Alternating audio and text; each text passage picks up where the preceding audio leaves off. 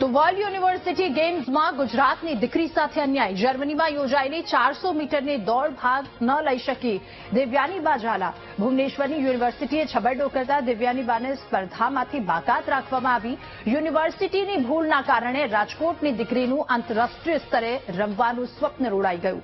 દિવ્યાનીબાએ 2.50 લાખના ખર્ચે જર્મની મોકલવામાં આવી હતી. છેલ્લા 7 વર્ષથી આ દીકરી તનતોડ મહેનત કરી રહી હતી. દીકરીના પિતાએ વાત કરી. છેલ્લા 5 વર્ષથી ખેલ મહાકુંભમાં ગોલ્ડ મેડલ મેળવી રહી હતી.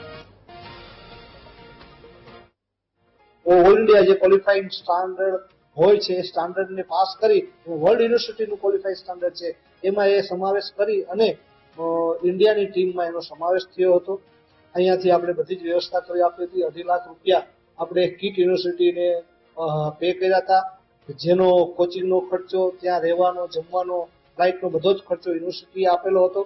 અને ત્યાં મેડલની 110% શક્યતા હતી, પણ કીટ યુનિવર્સિટીનું આયોજન હતું અને એ લોકોએ એન્ટ્રી મોકલવાની હોય અને એ લોકોએ એન્ટ્રી મોકલી નથી શક્યા. એના હિસાબે દેવ્યાનીબાને 400 મીટરમાં વર્લ્ડ યુનિવર્સિટીમાં જર્મની મુકામે પાર્ટિસિપેટ કરવા દેવામાં નથી આવ્યું. તેલંગામાં લોકોની સામાન્ય ભૂલના હિસાબે સૌરાષ્ટ્ર કે ગુજરાતને નહીં પૂરા દેશને વધારે સારી એથ્લેટ છે, સારી મહેનત કરેલી છે, મેડલની દાવેદાર.